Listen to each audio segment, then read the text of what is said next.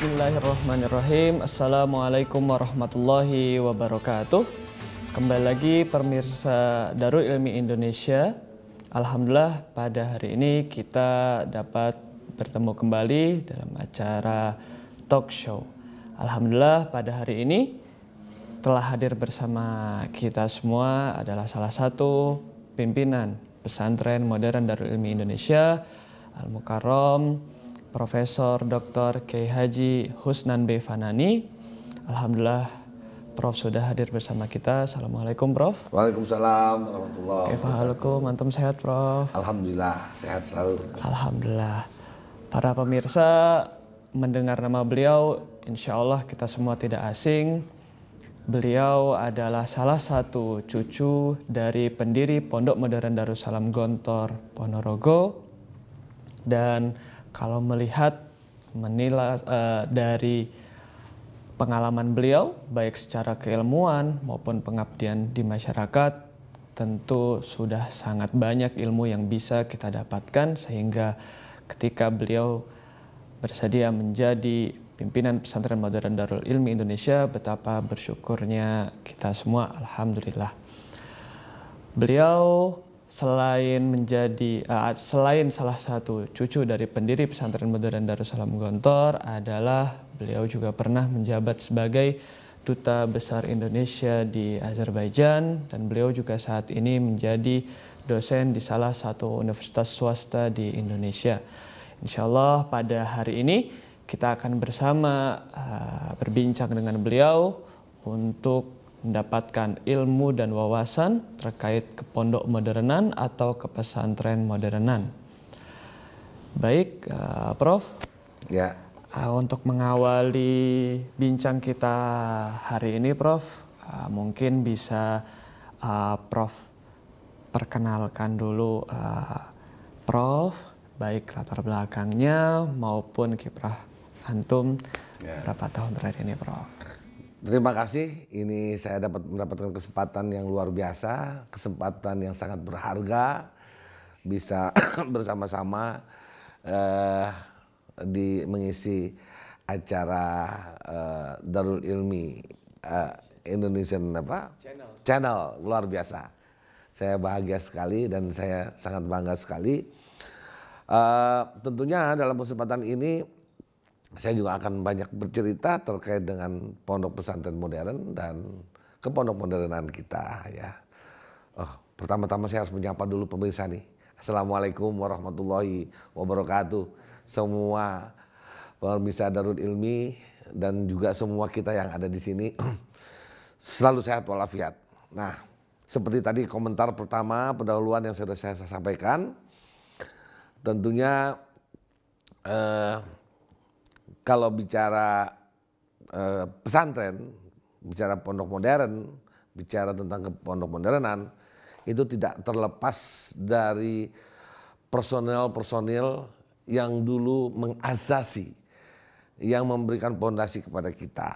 Ya, mereka adalah Trimurti, pendiri Pondok Modern Gontor, Kiai Haji Ahmad Sahal, Kiai Haji Zainuddin Fanani, dan Kiai Haji Imam Zarkasi. Nah, tadi sudah disampaikan, bukan kebetulan, memang saya dilahirkan menjadi putra dari Kiai Haji Rusdi B. Fanani, yang juga putra dari Kiai Haji Zainuddin Fanani, salah satu Trimurti, pendiri Pondok Modern Gontor.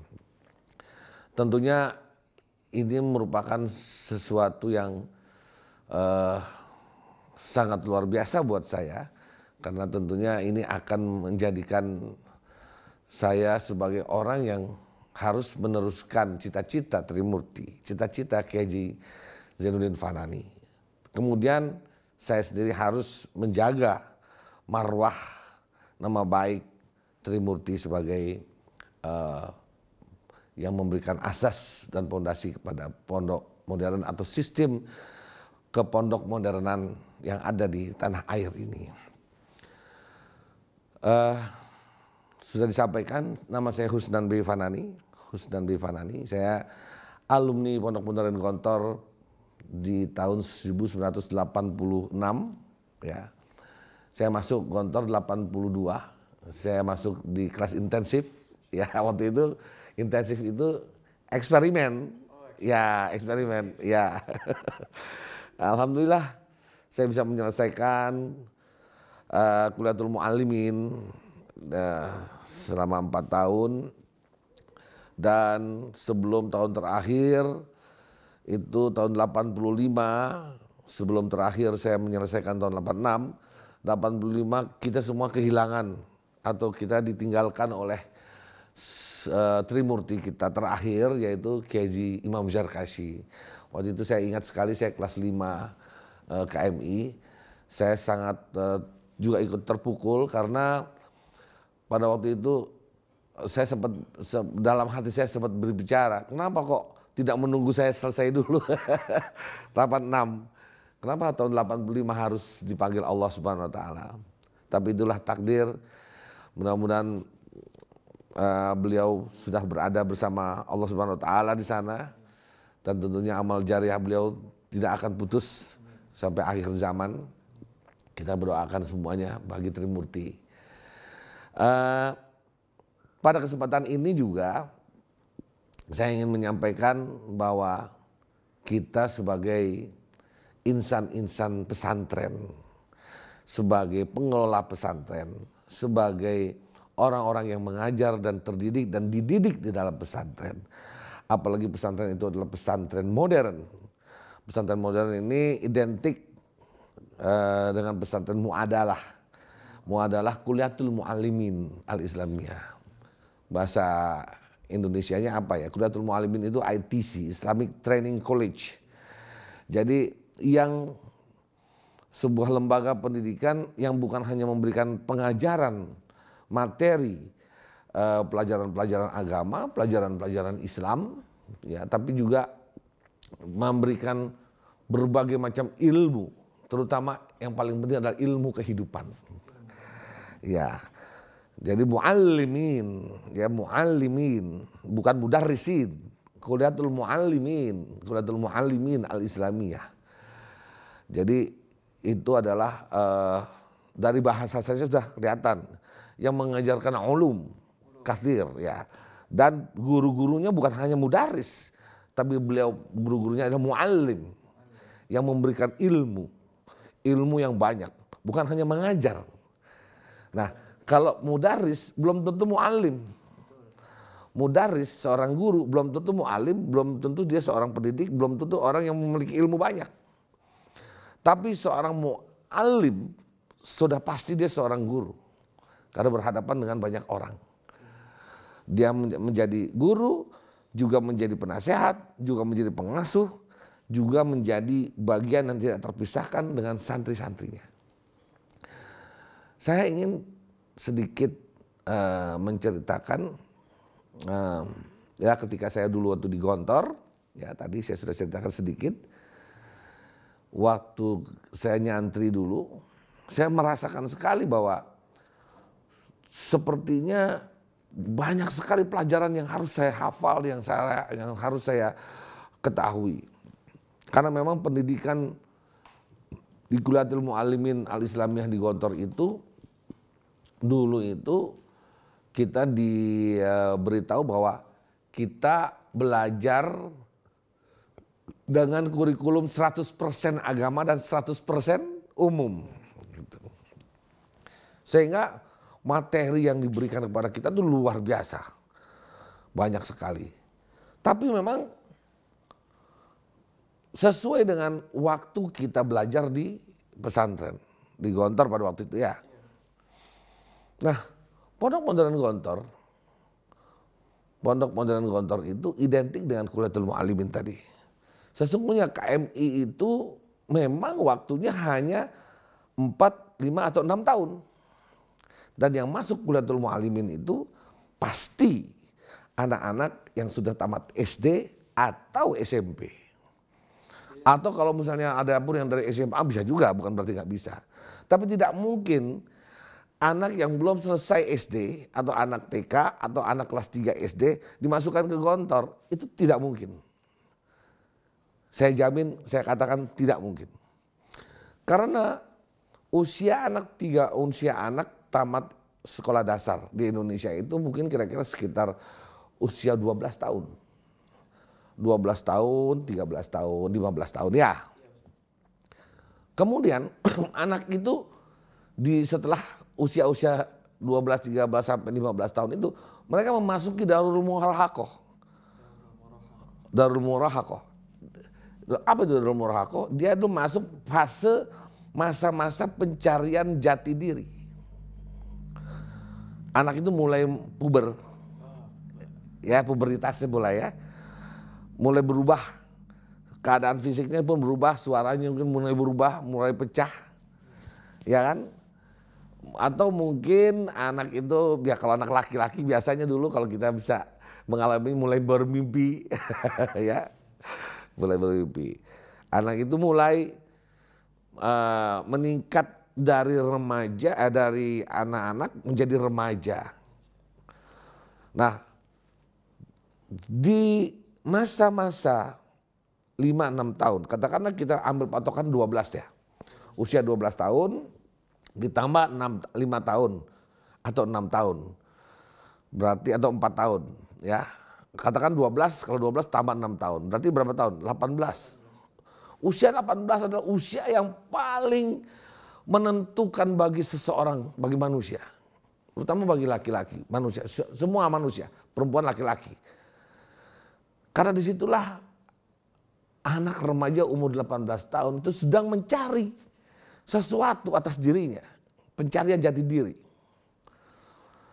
Kita banyak melihat, banyak mendengar anak-anak SMP, SMA itu wah luar biasa. SMP sudah melakukan apa dia kebut-kebutan itu apa namanya sirkuit liar itu malam-malam. Wah itu semua itu anak-anak SMA, SMP, SMA. Kalau mahasiswa nggak mungkin. Coba lihat kecelakaan, tabrakan, wah apa meninggal pasti anak SMP. Dia usia SMP, SMA. Usia antara 12 sampai 20. Ya usia 12 sampai 20. Jadi ya termasuk di situ 18, 19 di situ ya. Terus ada pelecehan seksual misalnya. Ada temannya perempuan dilecehkan seksual. Atau ada, mohon maaf, banyak kita mendengar kabar ada rame-rame. Ini anak sekolah ini rame-rame itu memperkosa orang. Terus sampai orang itu setelah itu dibunuh misalnya. Berapa kali saya melihat itu. Itu mesti anak-anak usia itu. Coba lihat. Kita kemarin ini belum lama ini terjadi kerusuhan sampai banyak yang meninggal di Kanjuruhan di Malang. Ya, di Malang. Sepak bola. Antara Arema Malang dengan Persibaya. Bahkan pertandingan itu pendukung Persibaya yang datang ke Arema itu nggak boleh masuk ke stadion. Tidak ada itu pendukungnya, tidak ada supporternya Persibaya, yang ada hanya Arema. Betul ya? Tapi kejadian, bukan tawuran. Tapi euforia, pada waktu itu kebetulan Arema kalah. Pada waktu itu Arema kalah, sehingga muncullah kemarahan dari pendukung Arema sendiri. Yang mengakibatkan kerusuhan. Bayangkan kalau kerusuhan itu ada supporter Persibaya, itu akan terjadi tawuran yang luar biasa itu. Tapi ini enggak, ini Arema sendiri. Itu membuat malapetaka yang luar biasa. Lebih dari 150 orang meninggal, mati, berdesak-desakan, terjepit, dan hampir semuanya adalah remaja. Mayoritas yang mati itu remaja. Yang belum selesai SMA, atau yang baru mau SMA, atau anak-anak SMP, anak kecil. Semuanya remaja. Gak banyak tuh orang yang kita lihat yang meninggal tuh bapak-bapak atau atau pemuda atau seorang mahasiswa, enggak. Yang kebanyakan itu mayoritas yang mati itu adalah anak-anak. Karena pada waktu itu kan euforia kemenangan atau euforia ingin menonton fansnya sepak bola, dan itu rata-rata remaja umur-umur sekian. Maka dulu Trimurti Pondok Modern Gontor, Kiai Haji Ahmad Sahal, Kiai Haji Zainuddin Fanani maupun Kiai Haji Imam Zarkasi itu sepakat mendeklarasikan membuat sebuah traktat. Pada tahun 1936 mereka berkumpul dan membuat traktat. Traktat itu disebut Traktat Trimurti. Tiga founder, 3 orang yang mendirikan sesuatu yang murni, yang genuine, yang tidak dipengaruhi oleh apa-apa. Mereka memunculkan sesuatu itu apa? Sebuah pola berpikir yang baru. Pada waktu itu dalam konteks pendidikan belum ada di Indonesia, bahkan di Asia, bahkan di dunia belum ada sebuah lembaga, orang berpikir membangun sebuah lembaga pendidikan pembentukan karakter atau pembentukan jati diri manusia. Maka Trimurti 3 orang ini mendeklarasikan atau membuat sebuah traktat. Disebut Traktat Trimurti. Makanya muncul kata-kata Trimurti. Pada tahun 36 mereka berkumpul bertiga, berbicara, berdiskusi, bahkan saling menyerang dan saling mendukung, bahkan saling merasakan sama. 3 orang bersaudara, Kiai Haji Ahmad Sahal, Kiai Haji Zainuddin Fanani, Kiai Haji Imam Zarkasi mencetuskan sebuah traktat bernama Traktat Trimurti. Atau yang kita sebut Trimurti sekarang. 3 founder yang memunculkan sebuah pemurnian, yang memunculkan sesuatu yang baru, genuine, baru, tidak terpengaruh oleh apapun, tidak dimasuki oleh apapun. Apa itu? Mereka sepakat untuk menyerahkan segala-galanya dan memfokuskan segala-galanya dan memberikan perhatian segala-galanya dengan traktat bondo, bau, pikir, lek perlu sak nyawane, itu bahasa Jawa itu. Bondo itu harta benda. Bahu itu tenaga. Pikir itu berarti otak, kecerdasan, intelektual, intelijensia. Bondo, bahu, pikir. Lek perlu, kalau perlu, nyawa kami persembahkan untuk menegakkan dan membangun sesuatu yang baru ini. Sesuatu yang apa yang baru itu? Nah, ini saya cerita. Membangun sebuah lembaga pendidikan yang integral. Membangun sebuah lembaga pendidikan yang integral, yang terintegral, yang integral. Integral itu apa? Apa yang diintegralkan? Pendidikan manusia. Kalau anak lahir dari seorang ibu, maka ibunya lah yang merawat, yang menyusui, menetei, ya. Ibunya lah yang pertama mengenalkan kata-kata ayo nak bismillah.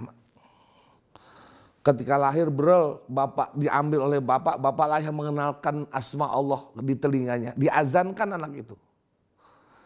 Agar hidupnya selalu mengenal dan hidupnya selalu berjalan dengan asma Allah. Diazankan. Kemudian diikomahkan kirinya.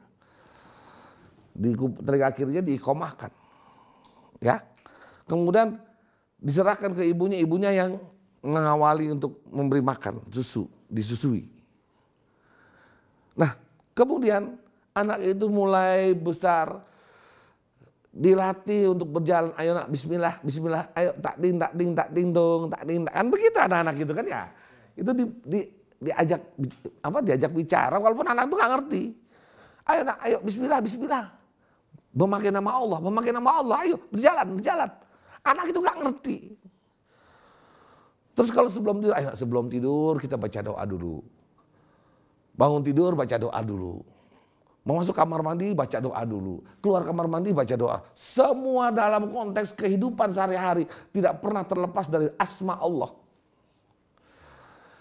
Itu pendidikan pertama yang dilakukan di dalam rumah oleh ibunya. Apa yang diasah sesungguhnya oleh ibunya itu? Ruh dan jiwanya. Pendidikan pertama ruh dan jiwa didapatkan di dalam rumah. Ruh dan jiwa itu memunculkan budi yang tinggi. Budi yang tinggi ini ada dua. Budi pekerti berarti akhlakul karimah. Dan budi bahasa. Bahasa. Agar anak itu terbiasa dengan bahasa yang baik. Anak itu tiba-tiba mendengar dari tetangganya. Woi anjing. Woi bangsat. Anak itu ngikutin, bangsat, mama bangsat, gak boleh. Gak boleh. Itu tidak bagus. Ayo istighfar, astagfirullah. Kalau ada apa-apa, subhanallah. Kalau kita bersyukur, alhamdulillah. Diajarkan itu di rumah. Diajarkan apa? Akhlak dan budi bahasa yang baik. Maka ada muncul berbudi tinggi. Berbudi tinggi itu dua, budi bahasa dan budi pekerti. Budi pekerti itu akhlakul karimah dan budi bahasa itu adalah budi bahasa adalah berbicara dengan baik.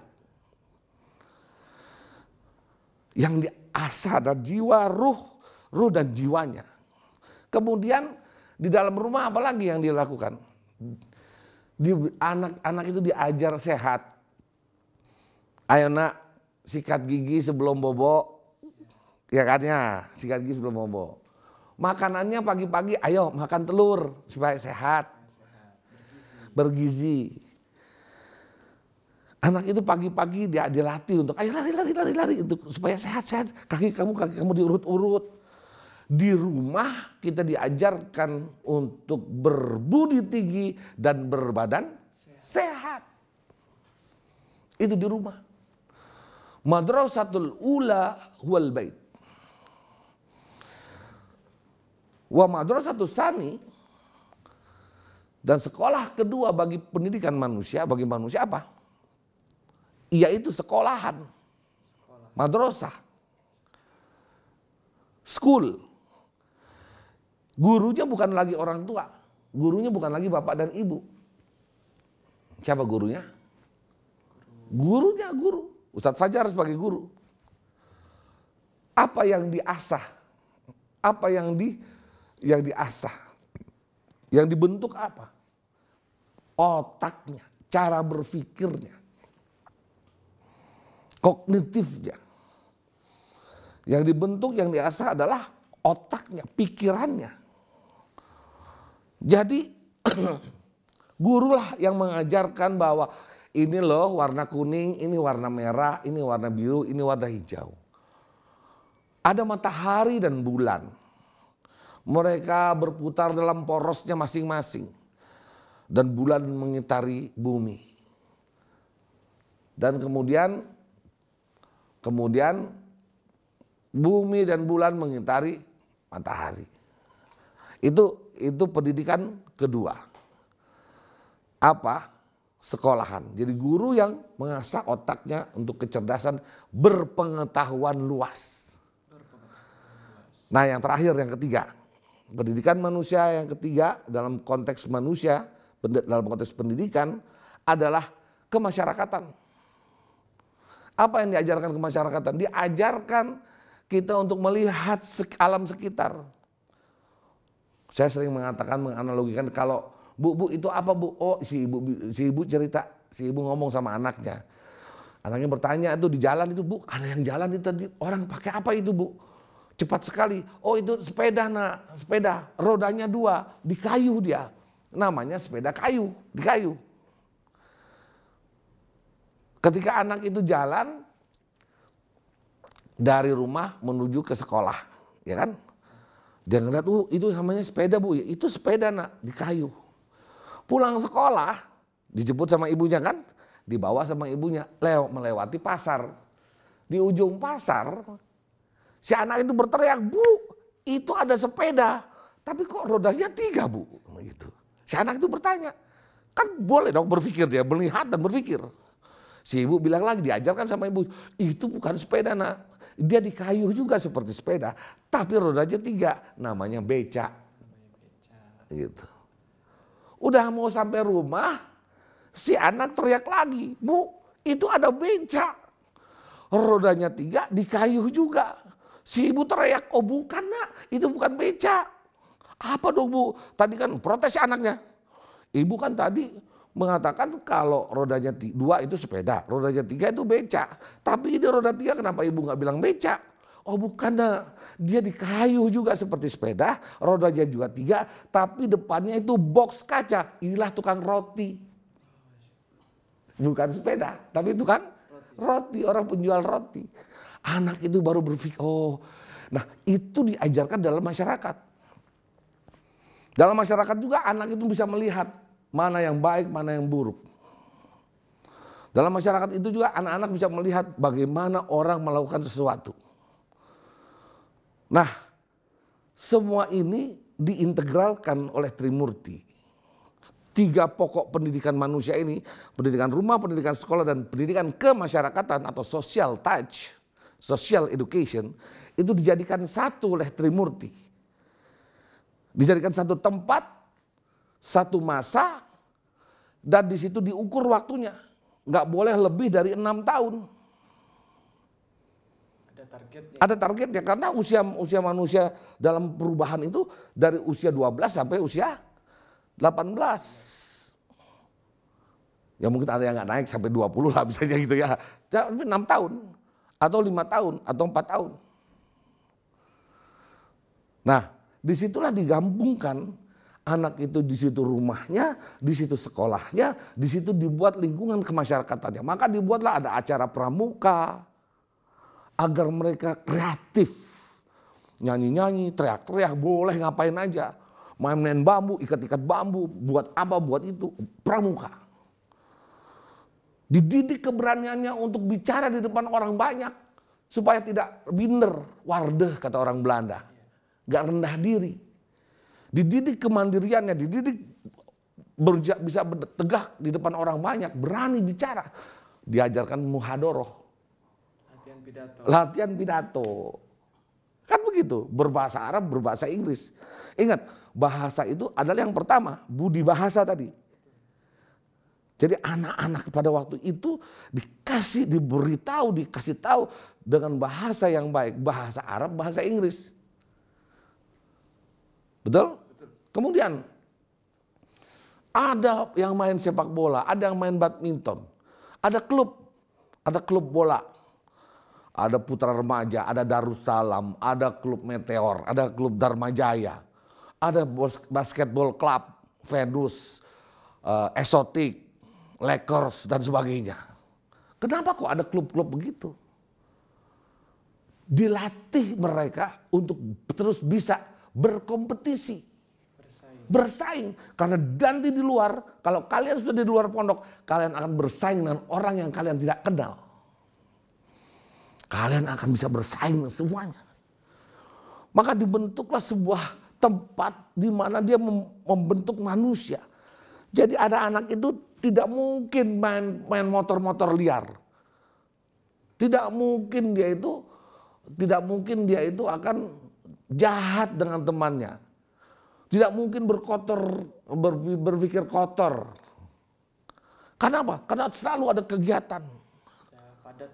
Ya, itulah pendidikan Kuliatul Muallimin Al-Islamiyah.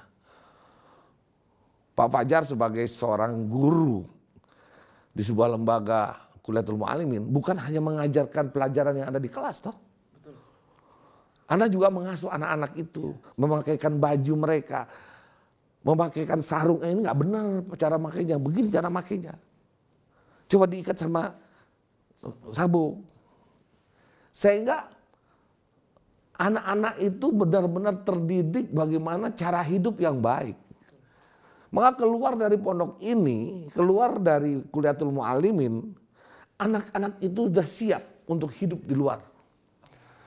Tanpa tergoyahkan lagi, tanpa bisa diracuni lagi jiwanya, otaknya, fisiknya, social touch-nya. Kenapa? Karena sudah terdidik selama 6 tahun, dibentuk.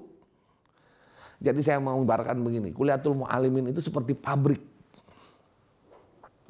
Pabrik Astra. Di Tangerang itu ada pabrik Astra.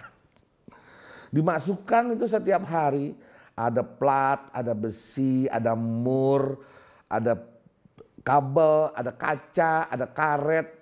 Dimasukkan gelondongan. Diolah dalam pabrik itu selama 24 jam. Masuk sore jam 5, keluar jam 5 pagi besoknya. Apa yang keluar? Sudah bukan barang-barang seperti ini. Yang keluar sudah Innova Reborn 2022. Camry.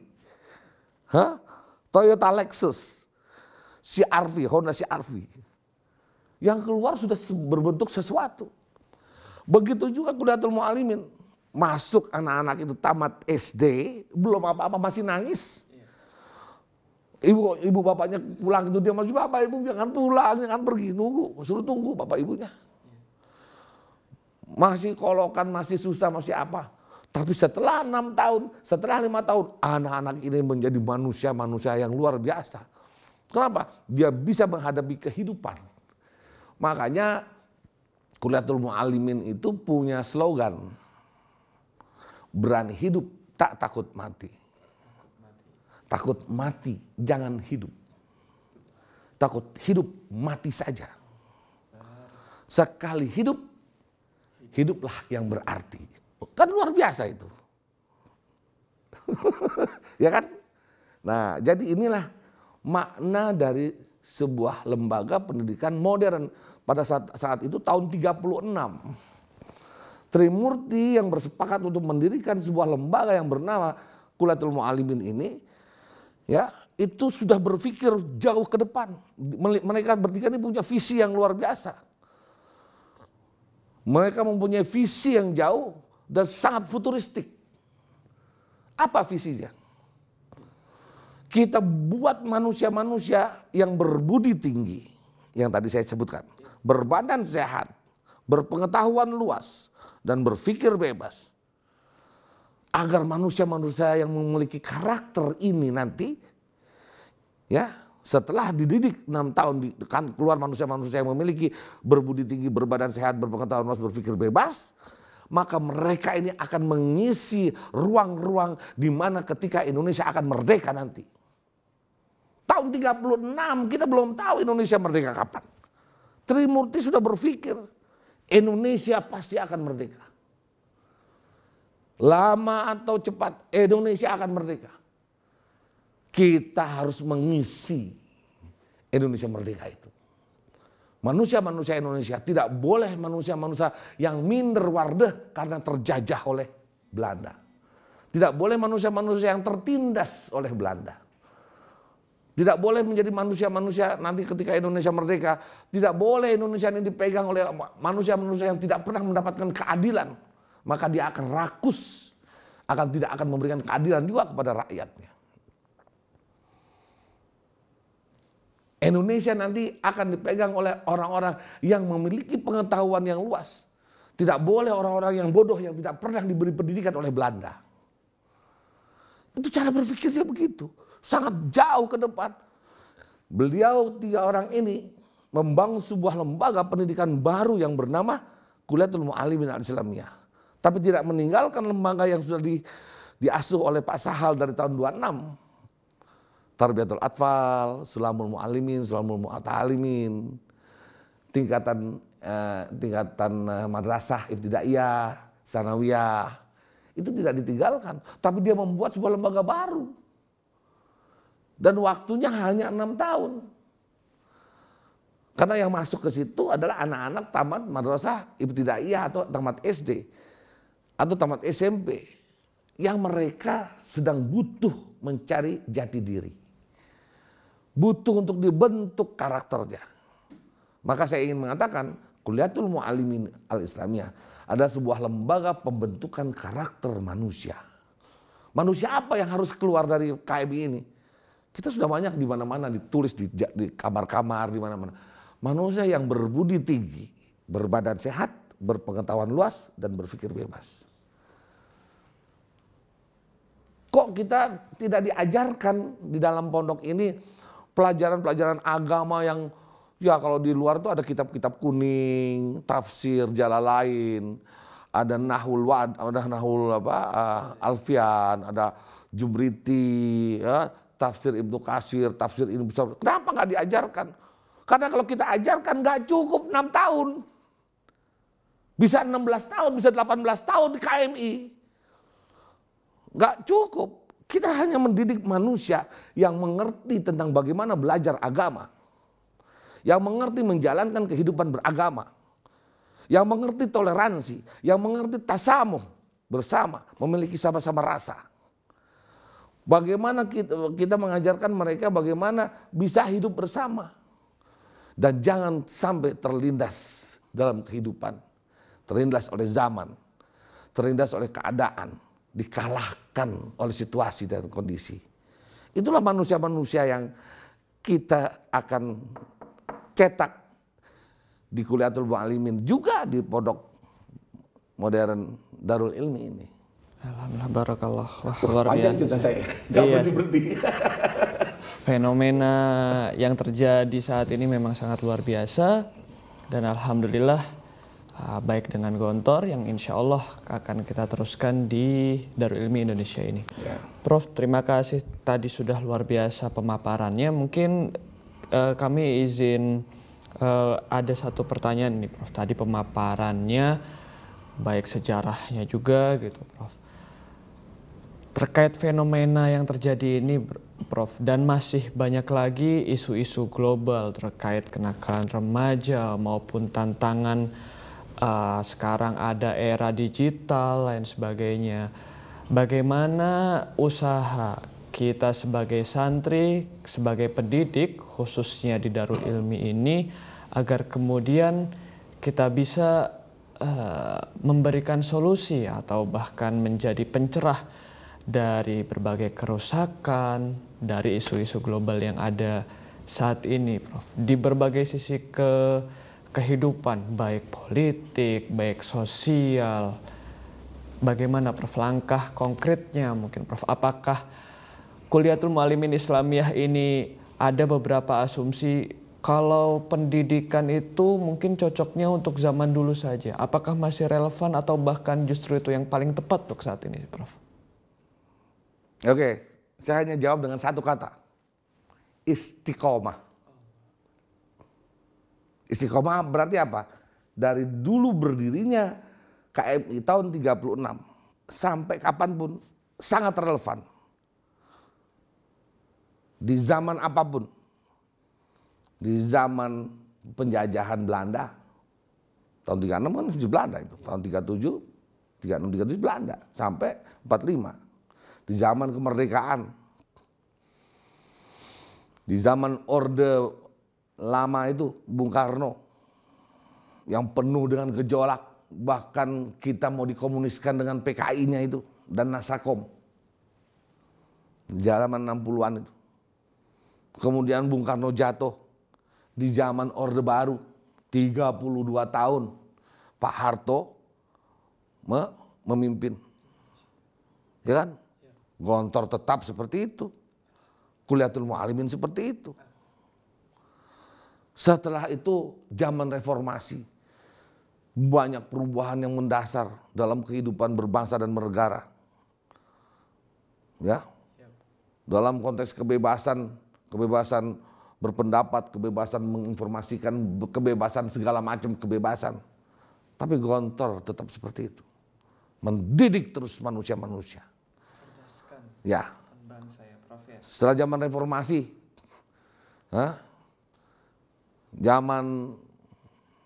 setelah reformasi zaman apa ya? Zaman kemudian mulai zaman yang kita sebut dengan zaman milenial. hari ini. Ya kan, 4.0. Ya kan, di mana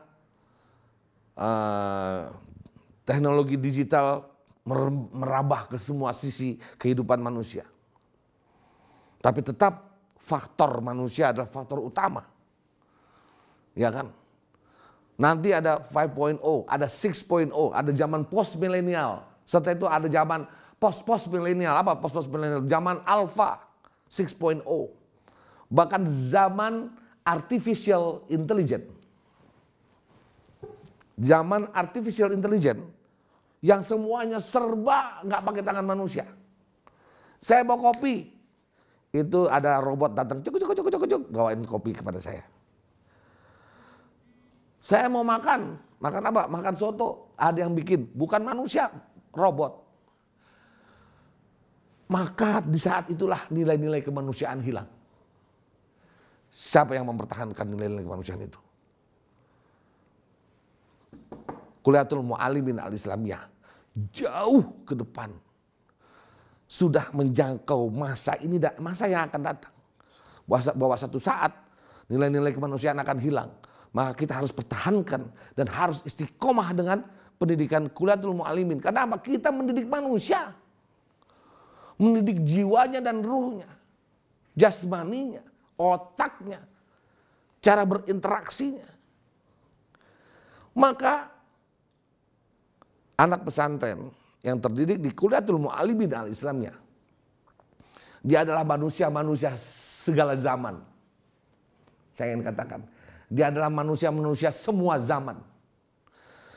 Dia tidak akan terlindas oleh zaman apapun, tidak akan tertinggal oleh zaman apapun. Dia justru akan memberikan warna di setiap zaman. Dia akan membangun sarana di setiap zaman. Dia akan memberikan sesuatu di setiap zaman. Dan ini harus kita pertahankan. Jadi bahasa saya istiqomah. Istiqomah. Satu saja. Insyaallah, mudah-mudahan ya. Mudah-mudahan Darul Ilmi bersama santrinya, bersama guru-gurunya, tentunya didampingi oleh para pimpinan, mudah-mudahan bisa istiqomah. Allahumma sholli ala Muhammad. Barakallah. Mungkin ini juga ada pertanyaan dari beberapa calon santri dan wali santri. Kalau tadi mungkin banyak sejarah maupun cerita yang Prof sampaikan di pengalaman-pengalaman Prof ataupun di kenyataan fakta yang terjadi di sekitar kita hari ini.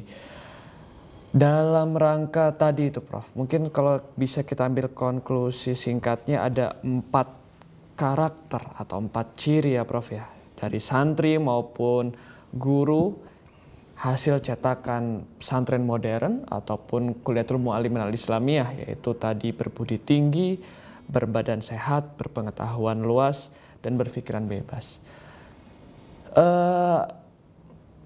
Skill atau kecakapan apa sebetulnya yang paling utama itu Prof? Kalau kita lihat, karena tadi Prof sampaikan semuanya itu integral, apakah ada yang dibeda-bedakan di pesantren itu? Ini yang intinya, ini yang sekundernya atau lain sebagainya Prof? Mungkin kalaupun ada hierarkinya seperti apa gitu Prof, sehingga anak-anak yang mungkin belum bisa masuk sampai nalarnya karena bahasan Prof tadi sangat futuristik dan sangat dalam filosofisnya gitu Prof. Misalnya tadi sepertinya sudah disinggung juga ada klub dan sebagainya. Apakah itu sangat mungkin diterapkan di Darul Ilmi? Mungkin ada beberapa juga yang khawatir atau bertanya, apakah mungkin itu kan gontor atau pesantren lain yang sudah berumur panjang. Apakah di Darul Ilmi ini mungkin Prof di umurnya yang masih sangat muda ini Prof?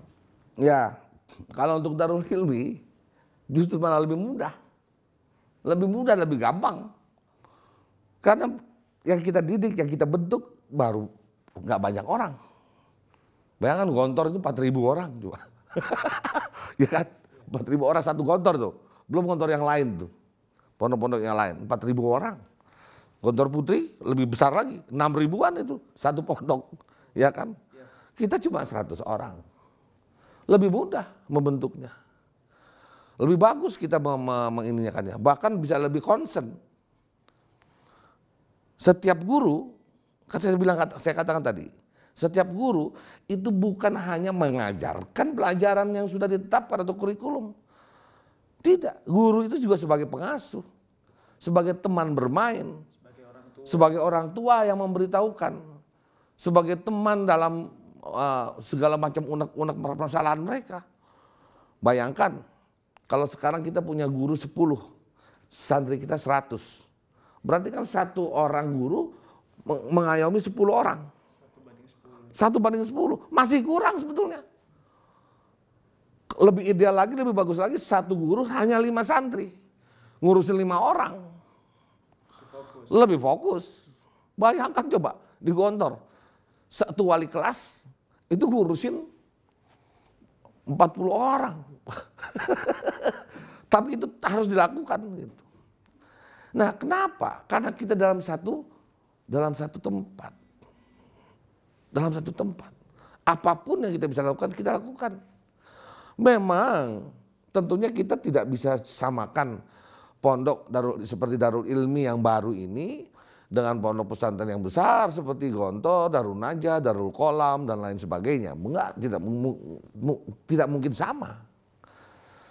Tidak mungkin sama. Tapi justru malah pondok yang seperti Darul Ilmi yang baru ini, yang dalam 100 orang ini akan menjadi ribuan orang nanti. 100 orang ini, setiap anak itu nanti akan membimbing ribuan lagi yang lainnya. Nanti akan muncul lagi. Wahid ka'alfun. 1 orang anak Darul Ilmi itu 1000 nanti. Harganya dengan 1000 guru dan murid. Luar biasa. Dia akan memunculkan lagi. Akan memunculkan nanti Darul Ilmi 1, 2, 3, 4, 5 sampai berapa sekian Darul Ilmi nanti. Sekarang baru berapa bulan. Kita ini berapa bulan. Betul gak Pak Mulis? Kita baru berapa bulan. Tapi nanti. Ya baru kelas 1 kan.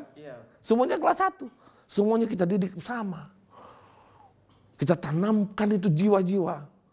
Kita kerjakan. Dia seperti merasa di rumahnya, dididik akhlaknya, budi bahasanya. Nanti kalau dia sudah bisa berbahasa Arab, berbahasa Inggris, nggak perlu kita sodorkan, nggak perlu kita paksa untuk baca buku-buku bahasa Arab, yang buku-buku kuning itu enggak. Mereka ada buku di atas meja, dia akan baca sendiri buku bahasa Arab itu, dan dia bisa. Nggak mesti harus dihafal, tapi harus bisa dibaca, bisa dipahami, bisa dimengerti. Membaca Al-Quran, dia bukan lagi hanya sekedar membaca, apa enggak. Tapi dia pahami, Alhamdulillahi Alamin, Ar-Rahmanir-Rahim, Malik Yaumin. Per kata dia tahu, paham. Oh ini apa, ini apa, ini apa. Alhaakumut takasur, hatta zurtumul maqabir misalnya. Per kata itu tahu dia. Memahami, kenapa? Karena bisa bahasa Arab. Seperti itu, ya kan? Terus anak-anak itu tumbuh keberaniannya, tumbuh untuk bicara, berbicaranya untuk berani bicara. Jadi kita jangan memberikan punishment banyak-banyak, tapi banyak-banyak memberikan reward. Reward itu akan merangsang dia untuk terus berkompetisi. Dalam kebaikan tentunya. Dalam bahasa Arab yang baik. Misalnya, ayo kita sekarang belajar menulis insya, karangan. Dengan bahasa Arab dan bahasa Inggris. Composition in English. Menulis karangan. Gak usah banyak-banyak. Gak usah banyak-banyak. Coba ceritakan sesuatu ketika kalian makan saja. Dalam tiga paragraf. Silakan saya dengan bahasa Arab dan bahasa Inggris. Bayangkan setiap hari kalau kita ajarkan itu setiap hari. Seminggu udah berapa lembar itu? Sehari 3 paragraf. Seminggu bisa 3-4 lembar itu. Udah menjadi karangan yang luar biasa. Hari ini tulis kalian bagaimana kalian mandi, besok bagaimana kalian makan, lusa bagaimana kalian tidur. Coba aja gitu. Bagaimana kalian berkawan, bagaimana kalian bermain bola. Dia tulis cak pakai bahasa Arab dan bahasa Inggris. Dahsyat. Santri ya Prof. Santri. Jadi santri itu kita kuatkan skillnya, skill tulis menulisnya, skill membaca bukunya, skill mempelajari sesuatu. Apapun yang kalian baca, apapun yang kalian ketahui, itu adalah bekal buat kalian. Gitu. Kalau skill fisik, mereka ajari mereka tali menali dalam pramuka. Ajari mereka, ada ajar pencaksilat. Oh ya, Seni. Wah, itu juga luar biasa. Gitu. Saya dengan seni yang saya dapat di Gontor, saya bisa keliling dunia coba. Iya. Wah, iya. Dengan seni, dengan musik. Saya dulu pemain marching band. Pemain marching band saya, main akordeon. Dengan modal itu, saya bisa keliling ke luar negeri, keliling dunia. Coba. Dan saya nggak pernah belajar musik di mana-mana, di Gontor itu aja. Ya. Saya pernah konser di mana-mana. Wah, jadi itu menunjukkan bahwa sesuatu itu bisa dilakukan oleh santri manapun yang tidak bisa dilakukan oleh tempat yang bukan santri. Kenapa?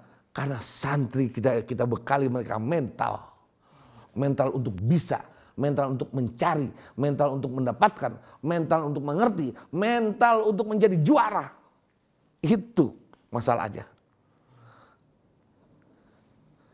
Ya kan? Ada fasilitas semewah apapun, kalau tidak punya mental, tetap tidak bisa dimanfaatkan untuk fasilitas. Tidak memiliki fasilitas apapun, karena dia punya mental, dia jadikan akar dan kayu fasilitas untuk dia bermaju ke depan. Allah. Begitu. Wah, barakallah Prof. Insya Allah ini memotivasi dan meyakinkan kembali bahwasanya ya pesantren, khususnya pesantren modern adalah tempat yang tepat insya Allah untuk mendidik karakter anak dan juga untuk mencetak kader pemimpin umat. Oh, satu yang saya lupa. Iya, Prof. Kata-kata modern tidak dikonotasikan dengan fasilitas yang mewah, bangunan yang bagus, pakaian yang bersih, cantik, bagus, mahal. Semua serba ada. Modern adalah efisiensi. Modern adalah kecerdasan. Modern adalah masa depan. Modern adalah bagaimana kita mengisi masa depan. Modern. Tidak mesti mewah. Modern, moderasi. Dia harus terus ke depan. Dalam konteks jangan ke kiri dan ke kanan, moderat. Harus di tengah, wasato, di tengah. Di tengah berarti apa? Istiqomah. Maka bahasa saya tadi istiqomah. Di tengah. Jangan sekarang banyak ini kata-kata moderasi ya disalahgunakan oleh banyak orang gitu. Kata-kata apa segala macam. Tapi itulah artinya. Kita Darul Ilmi Gontor sudah bicara tentang moderasi, bicara tentang modern jauh sebelum Indonesia merdeka. Dan jauh untuk Indonesia setelah merdeka dan akan datang. Amin. Luar biasa. Amin. Saya rasa itu ya. Iya Prof. Ya.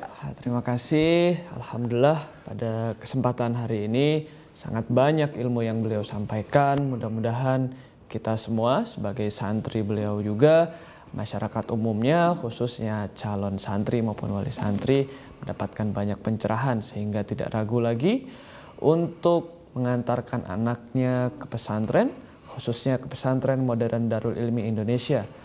Di pesantren modern Darul Ilmi Indonesia, insya Allah kita bisa mendidik akhlak anak lebih baik di tengah tantangan zaman. Akhirul kalam, wassalamualaikum warahmatullahi wabarakatuh. Sampai jumpa di kesempatan berikutnya pemirsa Darul Ilmi Indonesia Channel. Syukran.